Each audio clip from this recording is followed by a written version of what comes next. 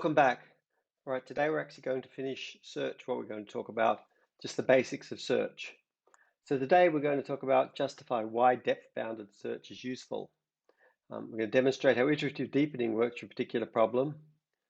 And finally, we're going to demonstrate how, should be able to demonstrate how depth-first branch and bound search works for a particular problem.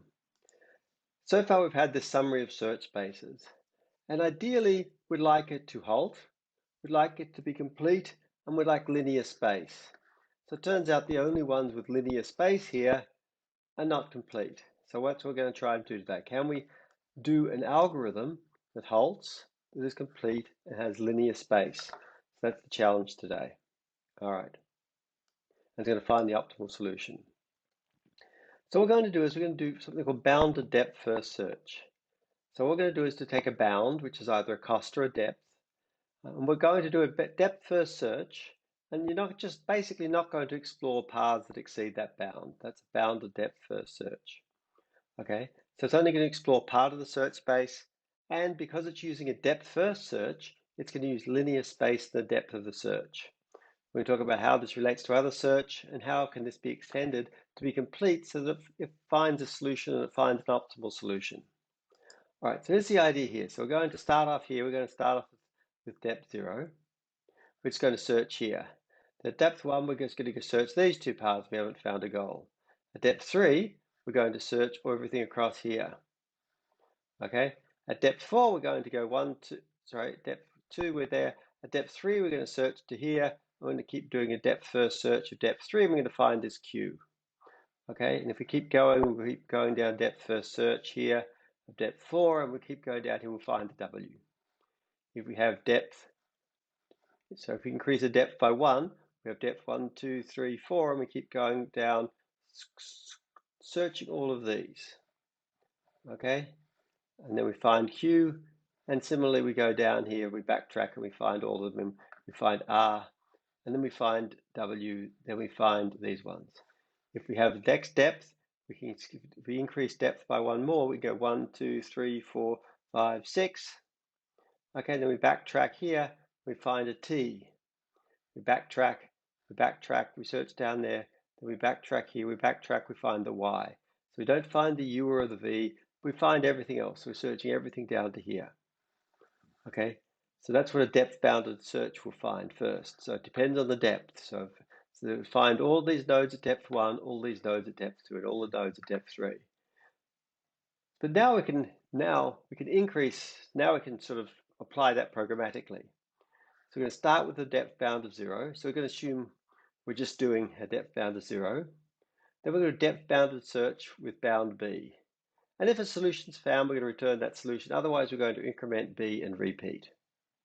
So that's going to be iterative deepening search. So this found the same solution as what other method? I think you should be able to work it out from what I did last time. How much space is used, right?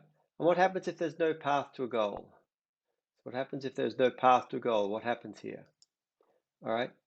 And of course, the problem with this is you might think, well, surely recomputing paths is wasteful. All right, so let's try and look at this. So at level 1, so if you think of every node at level 1, at breadth first search, it searches it once. Iterative deepening, it does it k times. So if you're doing at depth k, it's doing it k times. So once at the iteration 1, then iteration 2, then iteration 3. So it keeps re-expanding this node. Okay, so this might be wasted. The number of nodes here is B. There are B squared nodes at level 1. At level 2, in breadth first search, again, we're going to only search it once. But iterative deepening is going to search as a k minus 1, but there are B squared nodes. At level k, breadth first search and iterative deepening, all search have the same number of nodes. But here's that there's more nodes here. So if you add everything up, then breadth first search does bigger than or equal to b to the k. However, if you add up this, if you add up k times b plus k minus 1 times b squared plus 2 times b to the k minus 1 plus 1 times b to the k, you end up, this is an upper bound. So at worst, this overhead is the extra cost. So recomputing them, we're going to use a little bit of extra time, and we're going to save a lot of space. So we're now trading off space and time in here. So that's what iterative deepening does. So it trades off space and time, and it only has a small if there's a constant k, if there's a constant branching factor of b, it does it by this. It has this amount of extra work. And it's mainly because exponential growth is really bad. All right.